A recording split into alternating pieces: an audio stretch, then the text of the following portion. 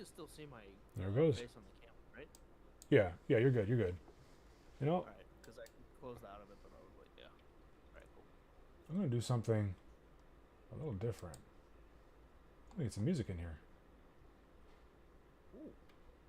I don't think you'll be able to hear it, but it'll it'll be part of the stream. I just need to make sure the levels are good. So let's turn this volume down before we start.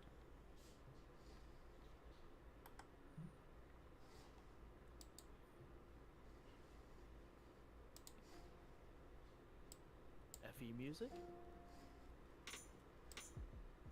I just got a lo-fi playlist, but that would probably be a better idea. Then again, we could get copyright striked if we blew up, but I mean, even if we don't blow up, you know how then Nintendo again, can be. yeah. All right, My well, my my channel hasn't been nuked yet, so.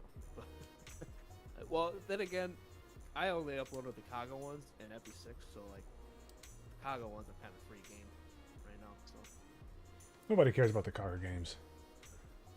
I mean, obviously the fans do, but like, I highly doubt Nintendo is scoping out. yeah, Nintendo doesn't care.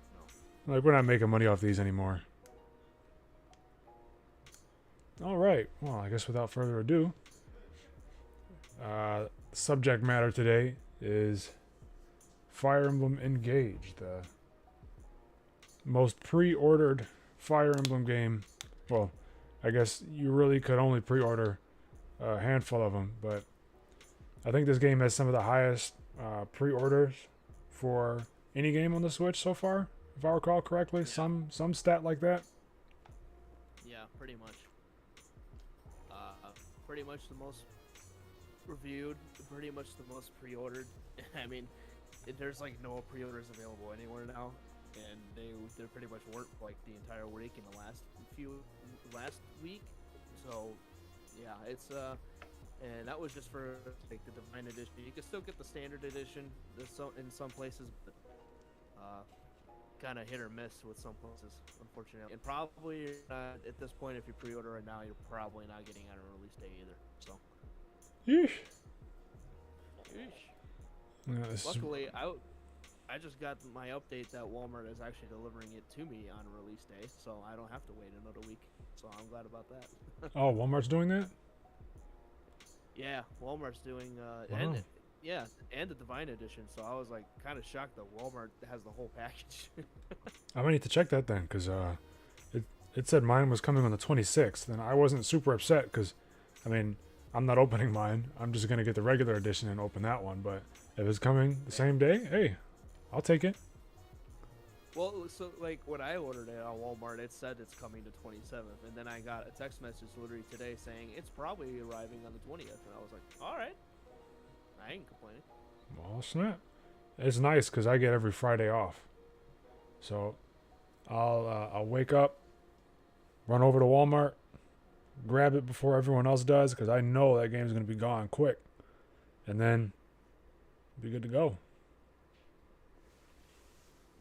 Yeah, for pre-orders, I think it's just like just depends on the Walmart store availability, because like I know some locations didn't even have some pre-orders, but luckily I was lucky enough that I found one Walmart near me that actually had it. So Yeah. I know, even just regular edition games, a lot of the time the Walmarts near me will sell the games for like $10 less than you get anywhere else. So they'll be like yeah, $49.99. And because of that, the games always go so fast. So if I'm not like right on top of it, then they'll just be gone, and then I end up having to go to GameStop. when I actually went to Walmart the other day, I checked the prices for all the games. I swear they're like a couple cents less than like the actual Nintendo price for most of the games. So they're like all like 59, like 90, 94 or something Bruh. like that. Oh yeah, because that 5 cents is going to be a real difference maker, right? Right. Oh, you Saves you sway some my pennies. decision, right? Saves you nickels and pennies, right? Yeah, after like 500 games, maybe you save $10. That's crazy. Yeah, All that's right. funny.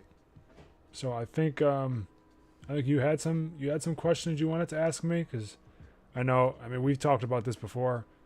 My feelings on the game have not changed. Uh, I don't have very high expectations. I don't expect this game to be what I want out of Fire Emblem. And I'm not a super picky person really. I just want the games to, be character focused. I want them to have good, solid, well balanced combat, and um, I want supports and relationships that are deep and authentic, that make sense.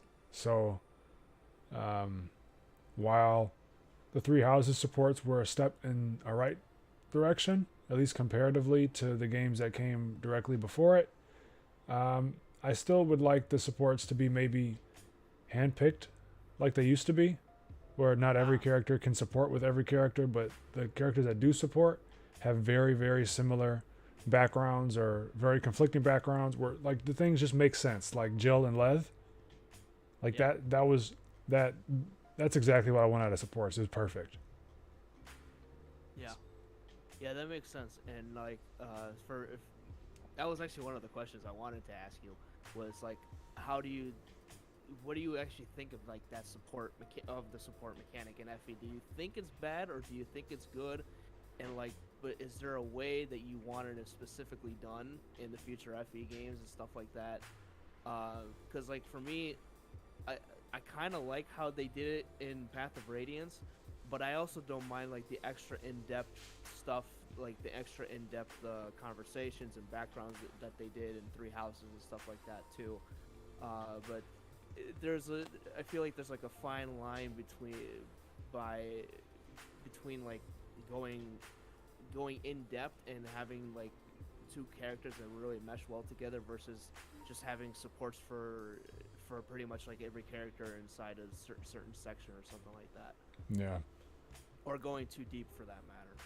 So And then just the idea that any support or that any character can support with any other character, and then even S support with any other character on top of that right, is like well these no at this point like this is literally just to appease like shippers because there's no way all of yeah, these I guess it would be fine if all of the support conversations were well written and well thought out and all the characters could mesh well with one another, but I mean let's be honest, that's not possible and it's not realistic. yeah, So yeah, for sure. at the end of the day, characters are gonna have stronger inclinations. At least I think that characters should have stronger inclinations toward one another, like specific ones, because I mean, like we said, certain things just make sense. You have, um, I know I keep going back to Lev and Jill, but it's the example of a perfect Perfect support support, that perfect support. that isn't just like Hector and Ellawood, right? Like those supports were really cool because I mean they had a background together, so it was nice to watch that play out. You have Kent and Sane, a good background together, but Even like Lynn and Hector, like they even like they at first did not understand each other at all, but then like the loss of Hector's brother like made Lynn like look at him much more differently because mhm, he didn't see Hector the same way before that. yeah, So like you saw that like okay, these two characters don't mesh well together, but like through what happened during the game, it made them grow and understand each other after that, which is like kind of something I like to see too. And that's kind of like how you said actually what happened with Leth and Jill. That in the beginning, like they were two people that did not understand each other at all. Well, more like that Jill just didn't know anything, and Jill was right, just trying to learn everything. So, but Leth is just kind of like the I don't really care and push you away at first, but then she'll actually explain stuff, not and to then she mention started she's actually explaining racist. right. And like that's the part that I like loved out of that support, and which is why it's like the most perfect support for me, which is why I loved Jill after that, especially is because it showed that it's like this is the growth of a character that we want to see, that it's not that she's actually willing to learn out of her ways. Like she was racist, but she did by definition, she was kind of born into being a racist, but not really knowing the implications and the impacts it has on those people specifically because she didn't know anything about them, Yeah. which is kind of like the perfect kind of real world example I think we could like base that off of. And that's like the biggest reason why I love that support and why I love Jill is because it's like a great example that the real world could use to really learn of like knowing how to learn from these kind of experiences. Yeah. And I think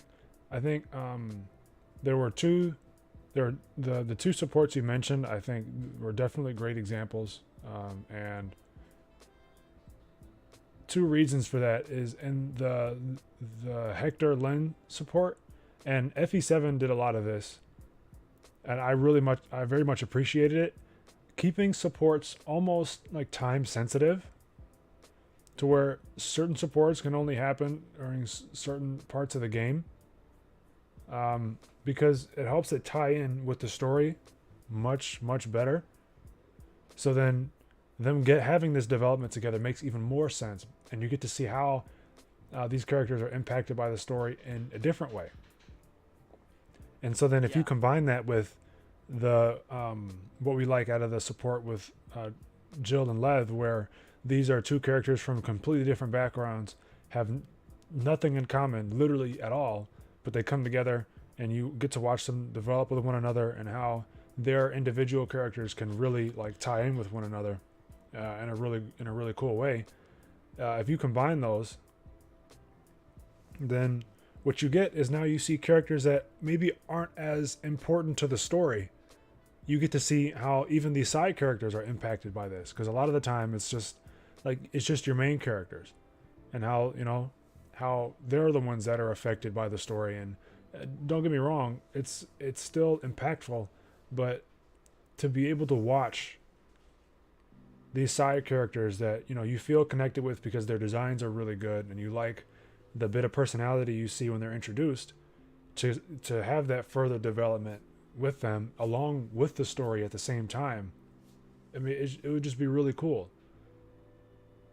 It would be really Yeah. really cool, and I really I hope the rumors of how supports work in this game, because there were two rumors and the two rumors are completely conflicted with one another. The first rumor that came out was saying, "Hey, the supports are going to be more like this," and the second one was S supports with anyone of any gender, anywhere, whenever you want. And it's like, Uh, yeah. So to confirm that, the data mine has showed that second rumor to be true. Apparently, that it is S supports with any gender, any character, basically. However, there and the ages have also been revealed through the data mine that uh, if you date basically anybody under 18, they're like basically platonic endings or something like that. You could still S support them, but they're like platonic endings or something like that. It's also on the other side of the spectrum if they're too old as well. So I guess, but there is some kind of S support in general for most of the characters with your main character. of So course, that it's it it's weird because it brings a lot of fans in, ironically enough, but it also kind of turns off fans, kind of like us, that we're just kind of like we want the supports to be more genuine and not like fuel for shippers, basically, because yeah, it's like, shipping wars, bringing in shipping wars into a game just kind of really ruins the authenticity and the uniqueness of a game sometimes. Yeah, it's kind of the same thing in anime. It's just like it just kind of ruins the anime for mm-hmm. you. It doesn't feel unique or genuine to you because everybody else is fighting over which ship is better or whatever, you know. And it's kind of how it was at Three Houses, unfortunately. And instead of Three Houses being more unique and authentic, it felt like it was like more dogged down after time has passed because everybody keeps saying that this ship is better or whatever, and it's just like it feels like that's like not. It almost feels like some fans almost make that like the headline or the point of the game, or something like Yeah. that, and they don't focus on the actual part of what makes FE, which is the gameplay aspects and the character, like the character growth and the actual supports between characters without having to actually ship them, basically. Yeah. Yeah, and I mean, I think the big thing, which is what we've been saying, just I guess in a bit more of a roundabout way, is the writing itself suffers. You know, I Yes. mean, you have so many. There are so many characters in Three Houses where you get introduced to them, and you're like, I don't really like this character. And you see a bit of their supports, and you're like, you know, maybe they got something Oh, going here, and then it just right. doesn't go anywhere because, I mean, you just don't have the time or the resources to be able to write every support that deeply, and Yeah. ev- Especially if you have 3 routes too. exactly, and so like you have characters like Lorenz, where nobody really liked Lorenz that much, and then we started to see a little bit more of him. And we're like, you know, maybe he's got a little bit more depth than we thought, Hmm. and then he just never really got all the way there. Um, Yeah, that's I kind of how I felt about Felix too. Yeah, Felix. Oh, dude, Felix had Oh, so much potential. yeah, I mean, Dedu was not a very compelling character outside of his supports with Dimitri. right. Or Um, Ingrid for that matter. I think his supports with Ingrid are pretty yeah, yeah. I mean, but that, important to go around his character. But I mean, yeah, yeah. And then you have like the complete opposite side of the spectrum where, and I know you love this character, but Bernie, yeah. she got shafted so hard, dude. She got There's only shafted so so many hard. screaming supports that people can take, so it's like in the base game, it's a lot more harder to really like her and sympathize with her. Uh, they granted, the funny thing is that bringing in Yuri and the DLC kind of well rounded her a little bit more because Yuri and Bernie's support is very it makes her a little bit more well rounded, and you kind of are able to sympathize with her a little bit more. But then outside of that, it's like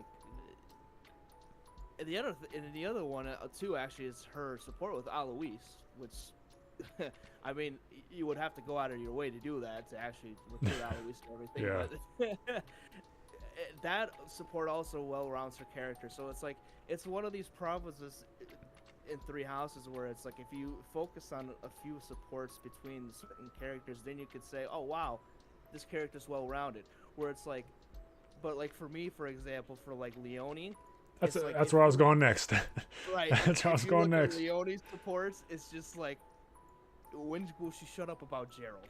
And then Literally. you look at if you look at some of the other supports that she has with other characters that don't mention Gerald at all, then people are like, well, look, Leone's this character. But if you look at these supports, so it's like, but there's just so many supports. Gerald. It's like, Gerald. Gerald. right, Like, bro, please, can you? And like even in Three Hopes, they kind of settled the Gerald thing down a bit, but they still have that. They have to have that in her yeah, it's like still. the So three. it's like if you put that in there, if you implanted that thing in her, you You're can't stuck. remove it completely. Yeah, You're stuck. You wrote yourself into a corner. Right, exactly. Man, and So that's the example that we're saying. That it's like that's when the writing suffers. If you stick to some kind of character trait like that, then you have to. How do you well round a support after that with a certain different character to get out of that certain trait that you put in the character after that? yeah, yeah, and so it's like, yeah, some characters are going to get preferential treatment and how many supports they get. I think it would even be fine if you said this character can only support with these characters, and it can be a different amount of characters for each character, right? And Right. even let's say you let them support with all of their potential matches. That's fine, as long as That's a lot. you have that limit, you know. Yeah. So like how Icon and Icon Path of Radiance can support with like 11 different characters or something. If you let him have all those conversations, that's fine. Just don't let him support with the entire like 60-man cast, Yeah. because it's still a lot of conversations, sure, but they're at least going to be more well written. Yeah, and even then, I don't. Is it even possible for Ike to support all those 11 characters in No, no, one no, play? no, no, no, no. Because the old support system was you have these potential Right. characters, but you have a limited amount of Exactly. support points, and that's Right. how it worked before. So you could have And like, and depending on the deployment amount for certain chapters, you might not even be able to deploy 11 units either.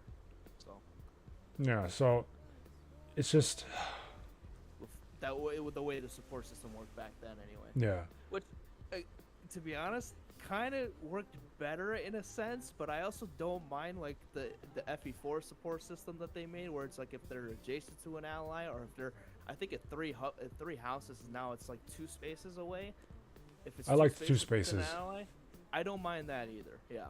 Yeah, yeah. I do think that how you build points definitely needed to be overhauled because it Yeah. was kind of stiff, and Oh, I understand why. PBA days. Dude, Oh my goodness gracious. man. And so I think a really nice way, if you don't want to blow supports out of the water with like the stats they give you, then just leave, like, make those support points count just only towards the ones that actually get stats.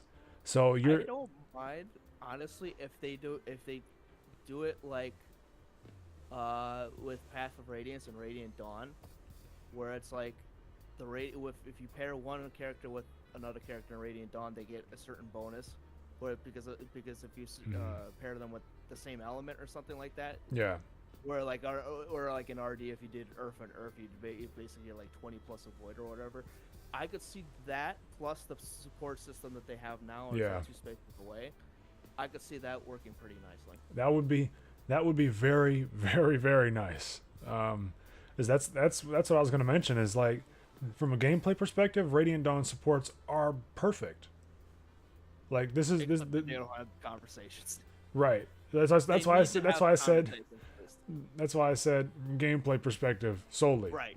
So like the effect that the supports have on the game, that is exactly how I would like it. You can do the old way, where each support gives you stats depending on the level of the support. It's just again you need to limit how many supports could actually give you points at one time. So a nice way to combine all this together is each character has a set list of who they can support with. I'd still like for them to be time sensitive, just because I think it enhances the writing. Just period. Yeah. Like I don't know if that's debatable. That's true. Especially if you look at that again. Yeah. We keep referencing this, but Jill and Lethe, this the definition of the perfect support, because with the time sensitivity, and especially if it's like if you get her to an A support before the Talriga chapter, like and then you have her with the conversation with the father, she completely changes the complexion of that chapter actually, which is like that's innovative. Yeah, That's it's deep. like that's very innovative. It's definitely And deep. So like, if so, you take that, you let them support with all of them if you'd like, and then what you can do is you combine that with the Radiant Dawn system where you choose which of those supports you did to get points from. You know what I mean? Cool. Yeah. So like that would be sick because now you can support everybody you want, and then it's like, well, these are the only characters that I really deploy in combat, so I'm just gonna make sure that these are the ones that I'm selecting. But if you want to choose other characters, you deploy the other characters and you say, well, I'm gonna get points from these now. Right. And you can like pick and choose your bonuses too after that, and then depending on the map, then you can also focus on like what stats based on the support points that you want to take with like based on the elements. So it's like again, Right, because now you're adding another layer of strategy to which supports, like which characters you're bringing to battle, because each support is going to give you a different set of points.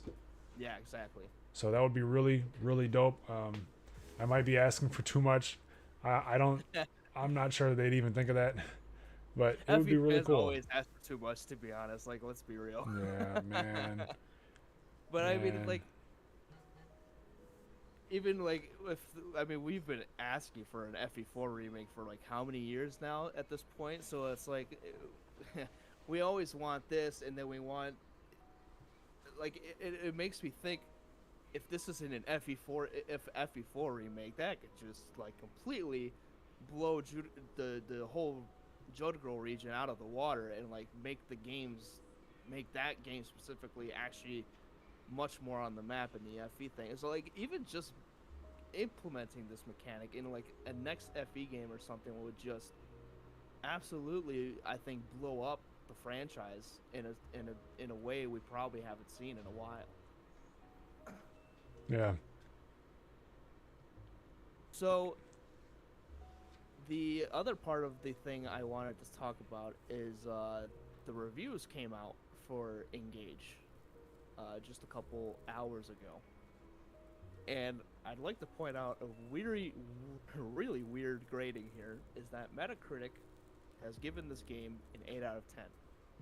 Do you know what grade Metacritic gave Fate's Revelations? They didn't give it an 8 out of 10, did they? They gave him an 8.8 out Re- of 10. I knew that reaction was coming. Which is why I asked it. And I just, when I saw that, and I'm like thinking, who, what?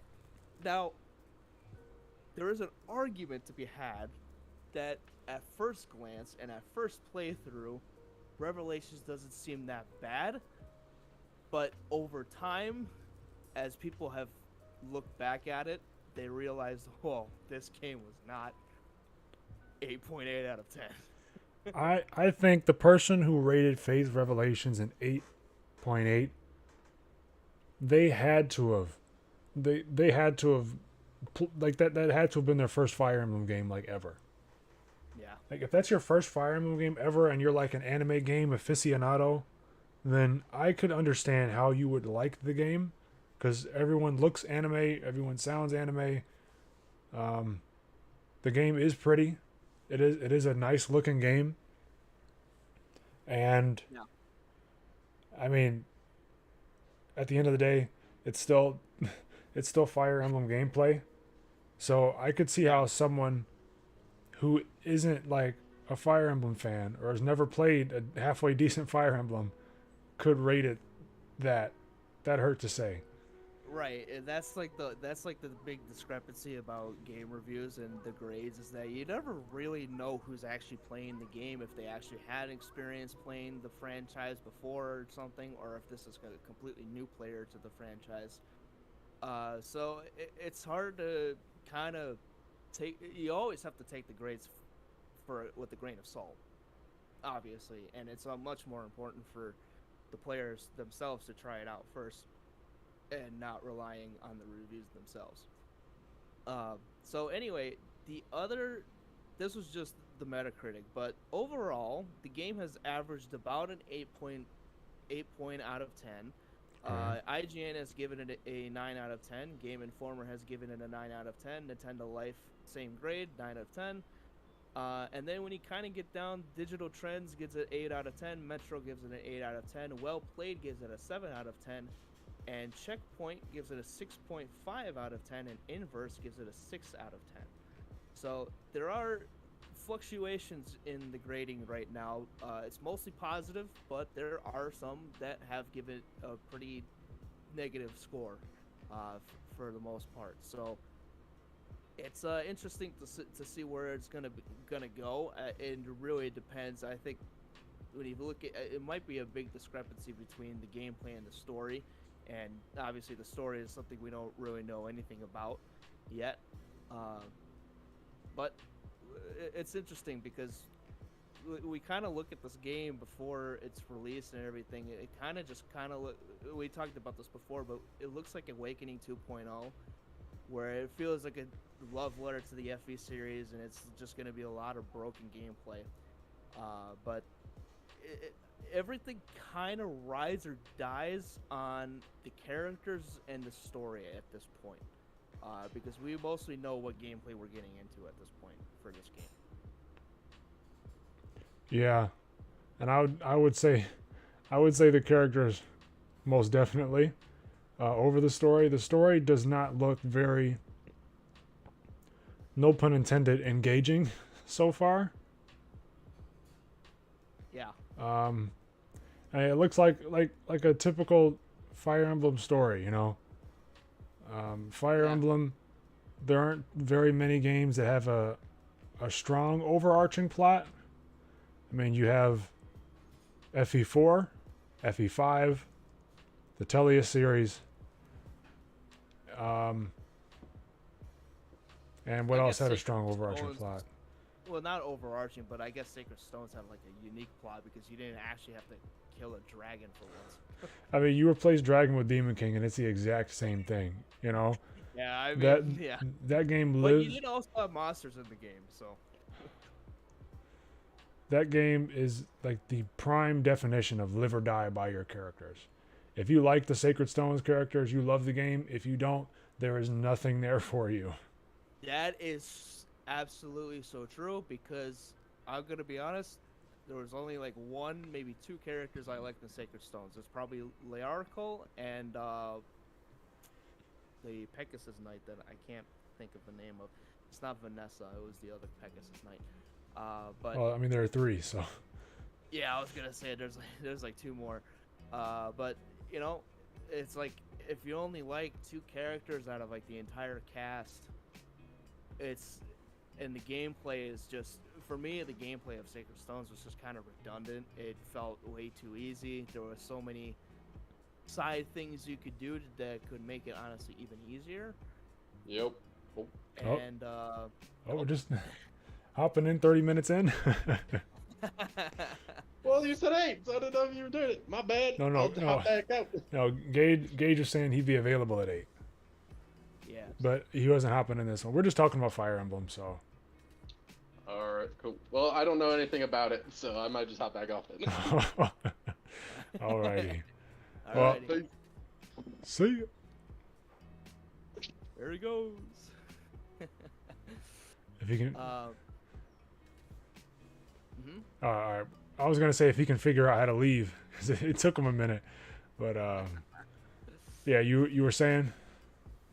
So yeah, I just kind of felt that Sacred Stones, gameplay wise, just kind of felt redundant, and it didn't feel unique enough to me that I would say it's better than FE7 or FE6, because at least in FE6 and FE7, I liked the characters more. I felt a little bit more engaged with those characters. I felt like I could be more attached to them more than Sacred Stones. I also just didn't like the art style of Sacred Stones. I didn't really like that they switched from like the more vibrant color style that they did in FE7 and FE6. So I think it kind of, and I know there was a lot of people that did love Sacred Stones and did love a lot of the, like, have the opposite opinion that I do. But for me, it just kind of didn't mesh well with any of the gameplay that I was expecting or kind of wanted, or the art style for that matter. The story itself is kind of carried by two characters itself, so that in and of itself is kind of a big flaw to me as well. So that is like an example of an FE game that I just don't. It really depends. You really have to sell me on the characters rather than the story, and that's really hard to do. Now, I'll say I'm not the biggest fan of FE8. If I'm being completely honest, I don't think it's that good a game. Yeah. Yeah. But I'll say it's fun to watch. It's fun to watch characters grow. That is definitely a game where you can build pretty much any character you want. Yeah. Absolutely. And that aspect is pretty fun, and that's aided by the fact that it was the first game with branching promotional paths, so that's good. I actually, while it's not my favorite art style in the series, I appreciated the change, considering what it is they were doing. How they like had monsters and demons instead of dragons and all that. The more like what's the word? The more like shadowy, grayish art style, I think worked pretty well for it. Dark tone, basically. Yeah. The art style, yeah. Yeah, and then while I don't think it had a lot of strong characters, the strong characters they had were very strong. Joshua comes to mind. Like Natasha as a character, people like her because of Joshua only. And then there's the villain Valter. Valter has Yeah, to have one of the coolest villain designs just in Fire Emblem. absolutely. I loved his character arc too. Like Dude. that was pretty sick, honestly. How they Mm, made like that's like a he's definitely like a top tier villain of the yeah, series. he is definitely a villain. I appreciate him. Um, I mean, it has the And then best. after It, that, it has the best unit in all the Fire Emblem. Seth. oh right. Oh my goodness, that character is insane. I honestly, I'm like thinking, I'm almost thinking now, like, what's the most probably the most broken character you could probably think of, and I'm like thinking, like Seth, Titania, FE7, Marcus, and I'm like, it's kind of almost like a three-way tie because like Titania's just, especially in RD, if like Titania gets hella strong in RD for some reason, and I was not expecting that. Yeah, I do think they do Titania pretty well. It's just, I mean, you have a character with Marcus growths, or with Marcus bases, but with like Ike growths, Oh yeah, and that's Seth. So it's like the only thing that's true. holding this character back are his stat parameters. That's it. Like, imagine if he had the tier 3 promotions that you have in Radiant Dawn. This character would be Oh my goodness. disgusting. Um, That's it. That's another interesting point. Do you think that they should make like a three-tier system like they did in RD, or do you think that they should probably like do it more like a three houses style, where you can kind of select and choose which classes you want based on the character strengths and stuff like that? I want to see, I want to see the three houses class system come back to a degree, or rather, I would prefer it be Sacred Stones class system, but with more options. Not as many options as three houses. I don't want any character to be able to come anything. I think we're getting to the FE12 class changes But because the FE11 and FE12 is basically like you can switch up the character classes. So like you can make Jagan a Wyvern Rider instead of a what's it called, a Cav unit. And basically everybody does that because it mhm. just makes him much more broken, and it's a Wyvern Rider. But there are certain limitations. You can't have more than like 3 Wyvern Riders. You can't have more than 3 Pegasus Knights. You can't have more than like 5 Myrmidons or something like that. So there's class limitations. You can't just make everybody like a Wyvern Rider, basically like Yeah, three see, houses. I like that because three houses was like, well, why would I not make you a Wyvern Lord? Right, Why would I exactly. not? Why can't I just make it right? Like, I mean, yeah, Edelgard does have her own unique promotion, but I could just make her Wyvern Lord. I Dimitri, mean, right now, it's like right there. but Dimitri's good in everything, so why not make him a Wyvern Lord? It's just like there is no Or reason. make him an assassin and have him do 100 crit every time.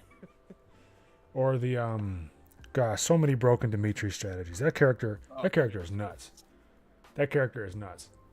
That and Felix. Oh my goodness. That Yeah. Felix's crest is not fair. Not fair. All of those crests, all the crescents that gave you or crests, all the crests that gave you like basically adept. It's just not okay. None of them are okay. But not to get too far off topic. Where were we even going?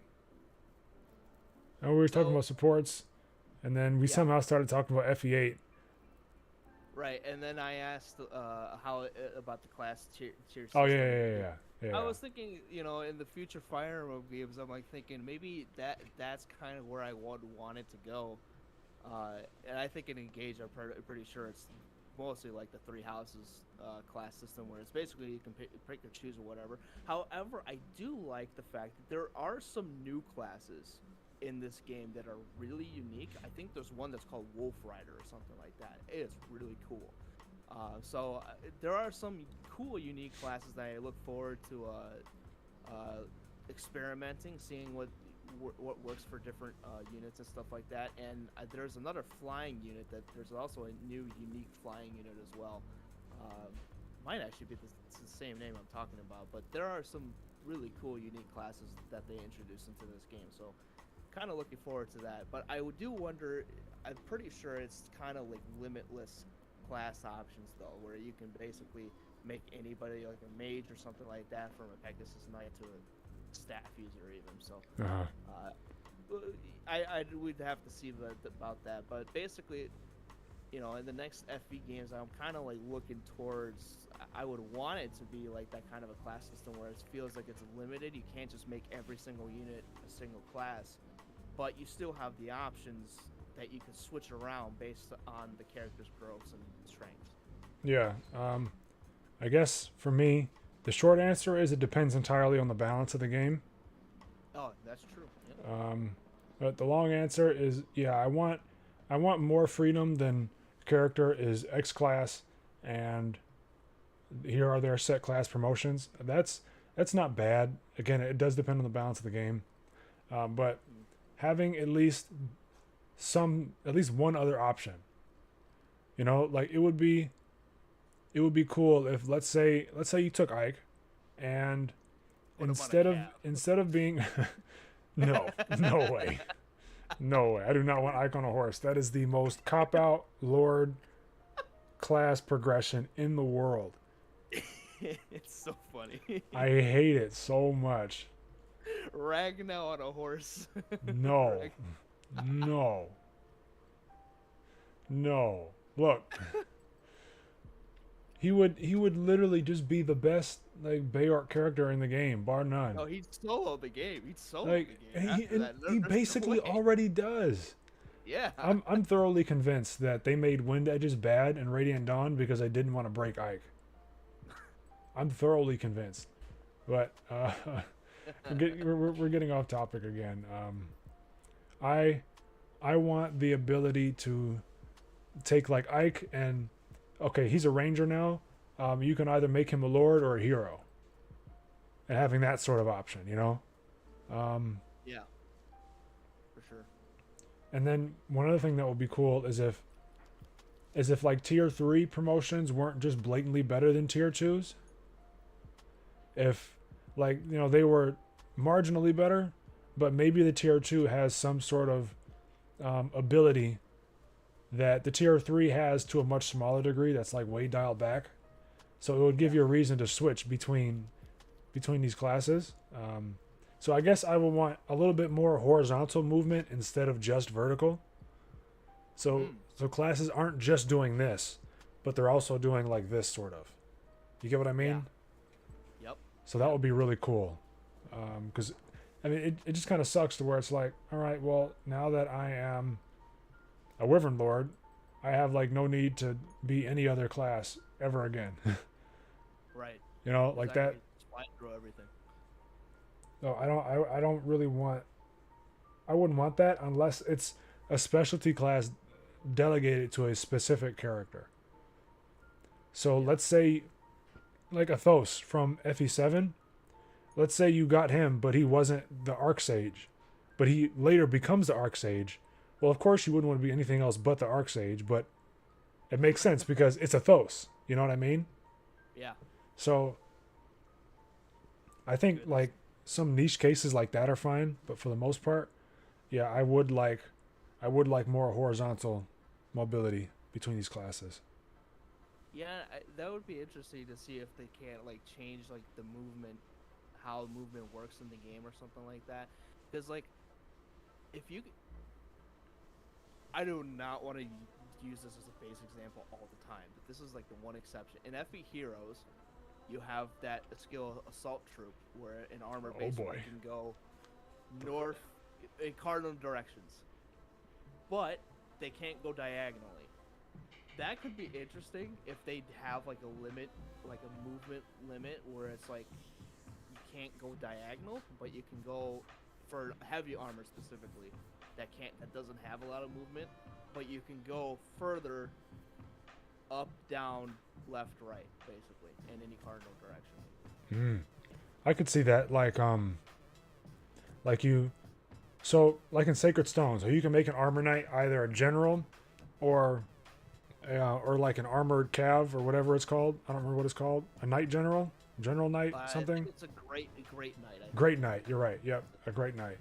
So then you could have like the Great Knight, you get a horse, so it's all around more mobility.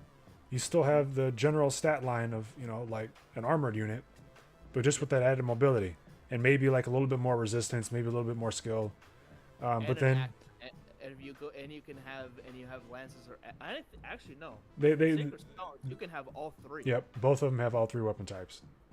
Yeah. Okay. Yep, And so as the general, you don't get those added bonuses, but in exchange you get like you said, that assault troop.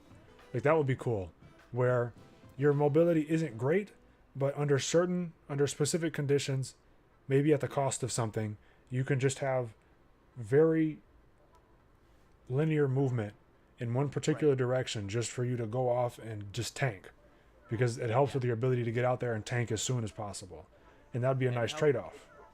Helps you get like to the front line a lot faster than like somebody having to warp you or something like that. Right, and then what makes that the reason, and then well, why would I pick that instead of just having a horse? Like, well, because now you're not affected by terrain. Exactly. And then, well, yeah, the main thing is that you're not affected by terrain, and that would be just a nice thing to ignore, just all around. And you could probably maybe even include like a pass. That's what I was gonna ready to say. That would be nice. That would be nice. Cool. And so having trade-offs like that, to where, like, there isn't just one reason to have just one or the other. I think I would prefer if you got locked into it once you picked it, just so you're not completely like trivializing other characters. So you'd have a reason to pick other characters. I think allowing you to pick classes that you have picked previously would be good, but allowing you to just become anything at any moment is, or at least restrict when people can switch.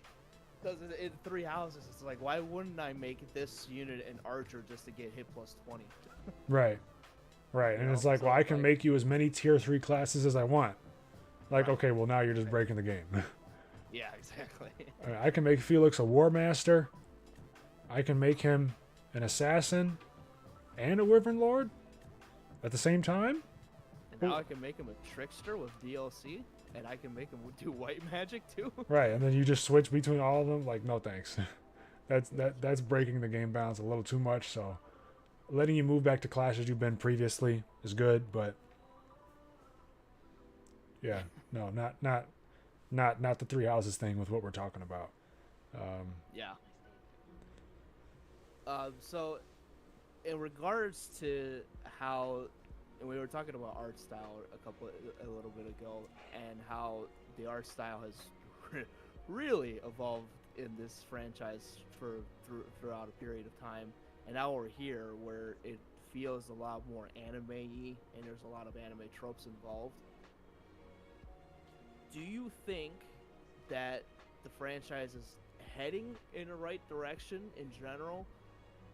And if it's like, for like the next game, do you kind of want that art style to move away from the anime art style and more to like an RD art style where it feels more 3D, but it's not completely anime-ish, and it doesn't feel like it's an anime tropey, but it's more like that kind of style in a sense?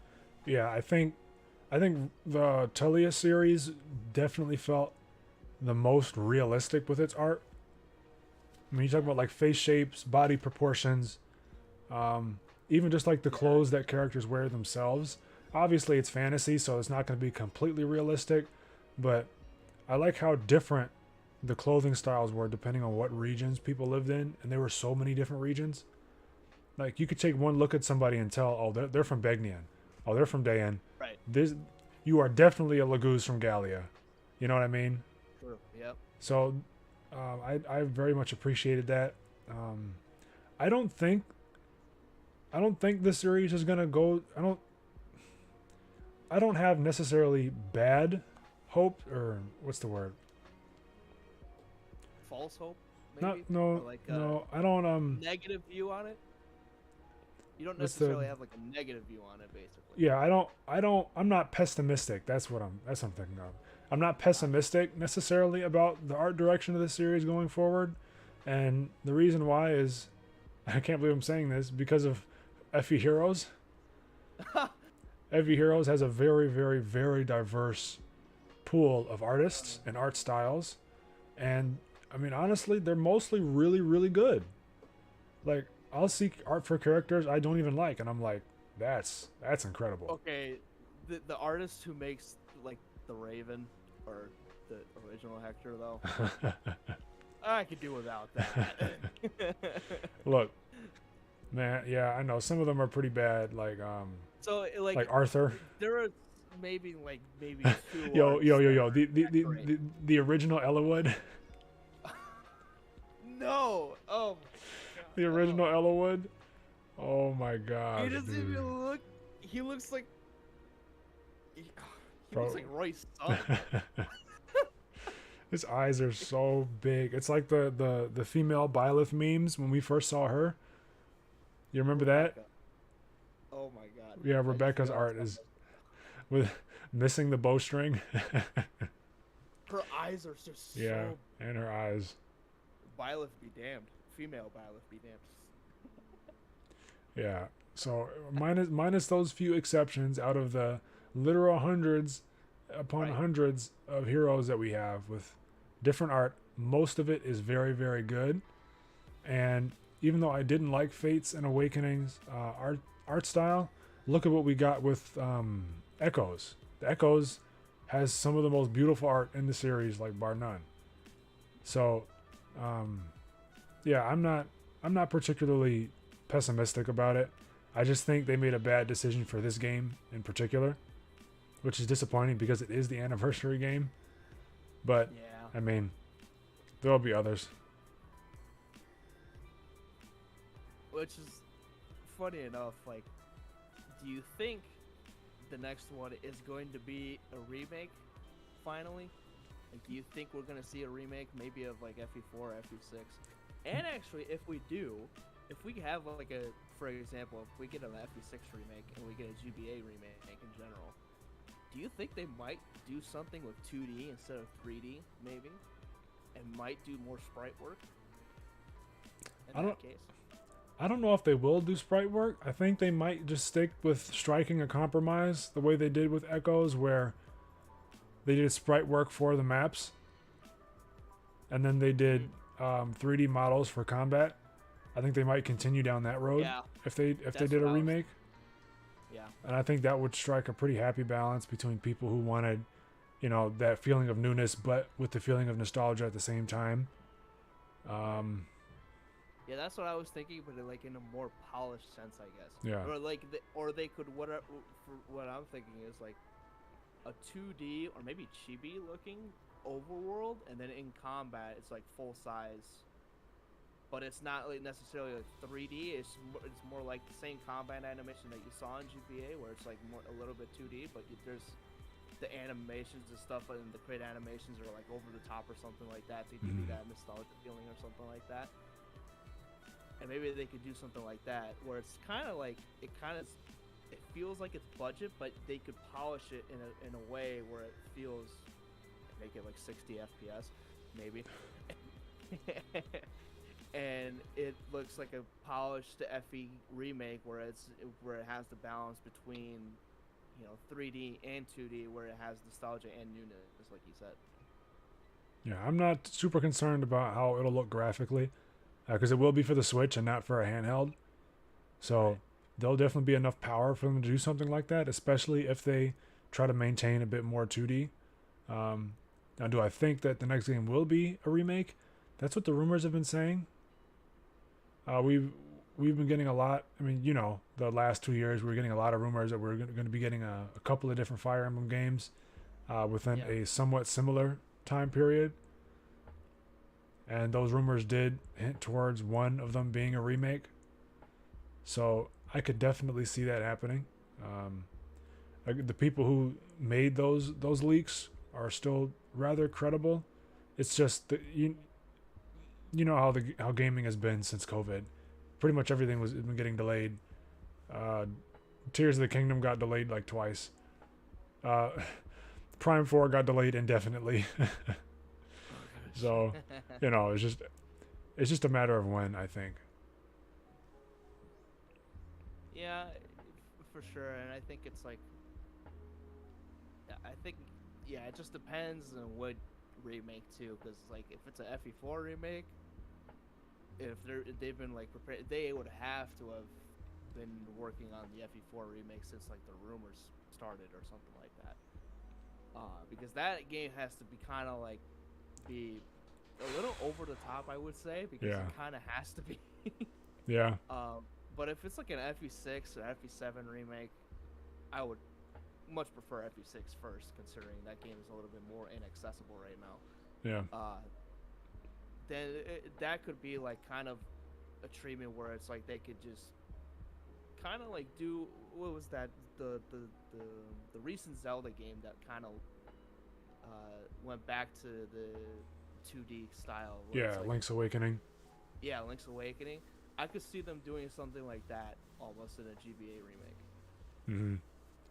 I don't know if I necessarily want like a chibi style, but I would appreciate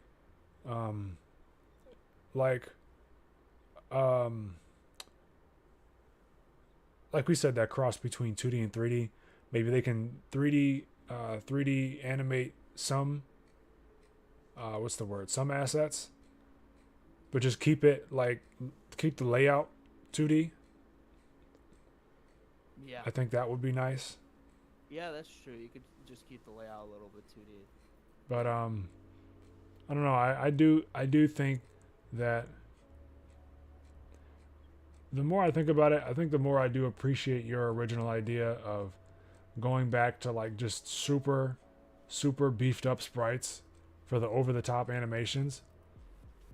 Because I thought back to those crit animations, and some of those are like, oh my goodness, dude. Boom. Yeah. Of course, you went to Hector first. That one, dude. My favorite is probably like the Zepho one. Well, that's not even a crit animation. That's his normal attack where he just like whips the lance around his shoulders With the big It's like, spin. that's so crazy. Yeah. The big spin. Oh my gosh. And then Swordmaster crits. Oh, Swordmaster crits never get old. like the sword just goes under. Yeah. Or like the mercenary ones where it's just like they're just like think for a second. They're like tapping. Uh-huh. They're like flipping. Yeah, like those are really nice. Those are really Those are nice. Or even like the mage ones. The mage ones are pretty fun too. The dark magic is so interesting to watch. Oh yeah. Like with the big emphasis on magic circles. That's another thing I really appreciated was like the aesthetic that they made, like for when Athos has like the four blaze and like the four blaze animation where it's just oh my god, it's like so over Dude. the top, so cool. Or Man. Apocalypse, the Dark Tomb Apocalypse, like that's so cool. Yeah, they definitely did a good job of making them all distinct. Even from Especially- magic of their own class. Like, what is it? The Aurora? Yeah. And Or how something like that. something like that, yeah. And you get like this little beam of light opening down from heaven. It opens up, Yeah. and then that giant sparkle comes down. Yeah. Like, oh, that's so cool. Oh, so cool. Yeah, I'd love to And see when that. they make the great animation, it's just yeah, like yeah, I would definitely want like that would be like the nostalgia thing that would be really cool for them to implement. If they could capture that same essence, but in 3D, I would like to see how that would blow over. Part of me feels like it'd be really dope, but part of me is like not sure that it would look as cool, and I'm not sure, but I'd like to at least see it. Because Yeah, that's true. while the animations, like the character model animations in Radiant Dawn, weren't as cool, the visual effects, like when like that thing that shows up, that sparkle of light when Ike does ether on his sword, things like that. Oh yeah. The giant magic circles in Radiant Dawn when they're doing like flare, or I actually don't I don't mind. I like when Ike like points the sword at his opponent during the crit animation and then he flips over. It happens too fast. I think they need to slow it down because it looks so cool if it's slowed down. But like I like that fact that he like points and flips over like twice basically like that. I've never seen that kind of a move before, and it's Uh-huh. really cool. Yeah, But they I put think like some of the crit animations just kind of need to slow down so we can appreciate them a little bit more. yeah, put some more emphasis on certain things, like with Ike, like you said, if he like if his throw and his jump were as dramatic as they were in Smash, you know what I mean? Where like you see him really pull the sword back, tosses it up, and then he like really gets down, bends the knees real deep for that jump to catch it. Like that would be dope. Yeah. So, Just ether before he does it. oh gosh, look, not with this new voice actor. Not with this voice actor. They need to get the old Ike voice actor back, dude. No, not hating on Greg Chun, but he is not a good Ike. They even had the same voice actor from Path of Radiance and Radiant Dawn, right? Or was it a different one? It was the same one. Was it really? It was the same one. They sounded. I felt like they sounded so distinctly different, considering Path of Radiance was young Ike versus adult Ike and RD. Obviously, the younger one was a lot more light of her voice. His voice was more versus raspy. RD. Yeah, raspy, I think. So I just didn't know if like it didn't sound. It could have been the same voice actor. I mean, voice actors, if they're talented enough, they could completely shoot you out of the water with how different their voices. Yeah, like I know you haven't played Kingdom Hearts, but if you've heard, like if you listen to Sora's Kingdom Hearts 1 voice and his Kingdom Hearts 2 voice, it's a pretty similar difference, but they're definitely the same voice actor. So who would have thought that Caspar from Three Houses voices Dio and JoJo? yeah, so that's exactly what I'm saying. Like it's wild. That's what that is that's crazy. And then Hubert does, I think Jonathan, or no, I mean not Jonathan, Joseph Joestar in that same series. So it's like what? Did you know that the same voice actor for Marth is the voice actor for Sasuke in Naruto? Yuri Lowenthal? Or in English, yeah. Yep. Wow. The same voice actor. Yeah, there's a lot of interesting same voice actors that I didn't even think of, because like even Caspar's voice actor, he does so many. Yeah. He also does My Hero Academia, the voice of Endeavor, and then there was one more that was very famous. That I wow. forgot, but yeah. I love researching behind the voice actors for like a lot of these characters, because it's just like, how in the world do they make these so different? So it's like crazy. Yeah, that is kind of nuts. Please get rid of Greg Chun. Please. Please, he is not a good Ike. He's not a good Ike. That big burly man does not need to have a voice that high. Is this for Smash or FE Heroes? But he's a voice actor for both. Oh. Yeah. Yeah, like if you listen to Ike's Smash 4 voice, it's the original one, the original voice actor. And then they got this other guy for... Oh, so they changed it from Smash 4 to Ultimate? I didn't know that. That's crazy. Yep, just go back and listen to his voice. The old voice actor was so much better. So much better for Ike. Huh. Yeah, the more you know, right? Yeah, right? This is why I love the voice acting. Like, this is why I love researching the voice actor, because I was like, you just never know. It's like you never know what they voice. What's going on? Yeah. So it's crazy. Yeah. But did you have anything else you wanted to ask? We're getting a little up there in time now. I actually did miss one question, but I think it kind of answered it. What was that? Do you want S supports in Fire Emblem moving forward, or do you think it's actually makes the game in a kind of more harder to enjoy in a sense? I would prefer it if we didn't, but if we did, I again would much prefer. Right, I would prefer that if we have them, make them very limited, and then not all S supports need to end in marriage. I don't think. Correct. Absolutely. Yep. I'm pretty much of the same opinion. And like I'm actually kind of surprised in a sense that Engage wanted to bring back S supports. Not really because the fans didn't want it or whatever. It's mostly because Three Hopes actually doesn't have S supports, which is like a mirror, which I think was great because it fleshes out the characters that A supports, but your main character, Shez in this case, doesn't have to have that deep connection to that character that they have to marry them or something like that, or feels like they have to marry them or whatever. Yeah. But the A support is, in a sense, kind of also like how we brought up the Talius games. The A support's just that deeper level of bonding between those two characters, and you see them flesh out, but they don't necessarily have to go beyond that.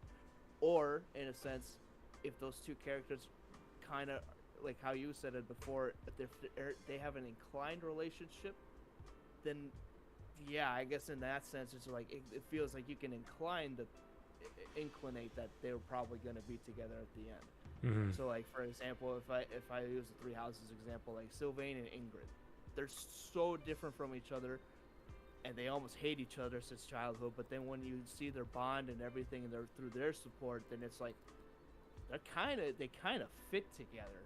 Mm-hmm. As like, dare I say, a couple, because it feels like they balance each other off.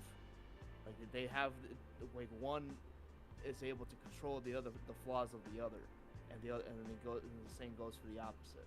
Right. It's like if I like that kind of character interaction where it feels like those two characters balance, but it's not necessarily that like, oh, this seems like an interesting pair, let's pair them up, or like, that's when the shipping wars begin, where it's like with the S supports and stuff like that. Yeah, it's like if you want to pair whatever characters you want, like go play The Sims. You know what I mean? Like go, like there are so many other games you can play where you can do that, where you can be a matchmaker. But like, not to mention Japanese visual novels. There's so many visual novels out there where you could just take different routes to be with the character you want or something like that. And right. At that point, you're the protagonist. So, yeah. Right. Like just go play something that's actually a game for matchmaking and shipping. But like we don't need for you to pair. Right.